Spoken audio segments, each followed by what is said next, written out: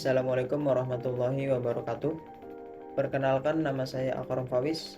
Saya mahasiswa semester 1 Universitas Islam Negeri Sayyid Ali Rahmatullah Tulungagung, Fakultas Syariah dan Ilmu Hukum, Program Studi Hukum Keluarga Islam, kelas HKI 1E.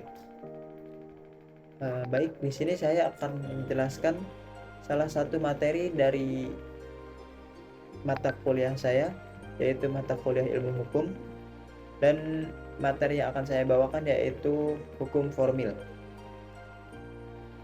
Langsung saja, apa itu hukum formil? Hukum formil adalah hukum yang juga dikenal sebagai hukum acara, sistem aturan, dan prosedur yang mengatur bagaimana kasus-kasus hukum diselesaikan di dalam sistem peradilan. Di dalam hukum formil terdapat 3 bagian, yaitu hukum perdata, hukum pidana, dan hukum tata usaha negara. Yang pertama, hukum acara perdata. Hukum perdata adalah serangkaian kaidah, prosedur, dan peraturan hukum yang mengatur tentang pelaksanaan formil hukum perdata dalam tata hukum positif sebuah negara. Tujuan hukum acara perdata yang pertama, perlindungan hak-hak individu, keadilan dan kepastian hukum, efisiensi dan efektivitas, menjamin kepatuhan terhadap hukum, dan yang terakhir, penghematan biaya. Asas hukum acara perdata.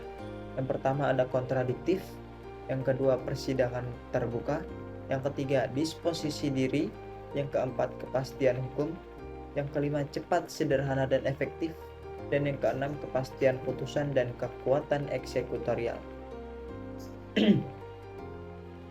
Kedua yaitu hukum acara pidana.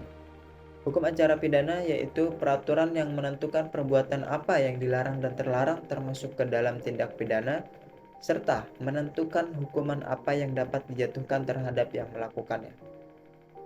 Proses peradilan pidana.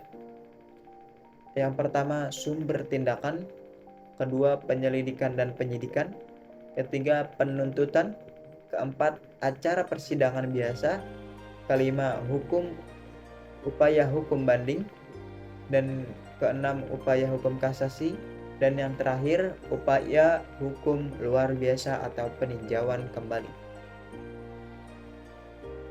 Selanjutnya, hukum acara tata usaha negara.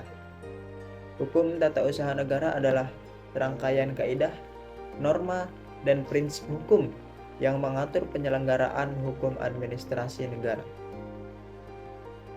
Tugas hukum tata usaha negara adalah yang pertama, menerima, memeriksa, memutus, dan menyelesaikan sengketa.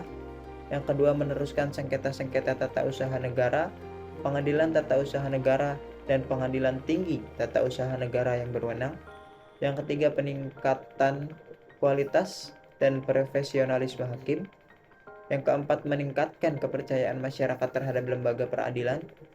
Dan yang kelima, membina calon hakim dengan memberikan bekal pengetahuan di bidang hukum dan administrasi.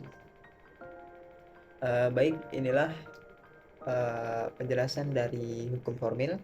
Bila ada tutur kata yang salah, mohon dimaafkan. Akhirul kalam, wabillahi taufiq wal hidayah. Wassalamualaikum warahmatullahi wabarakatuh.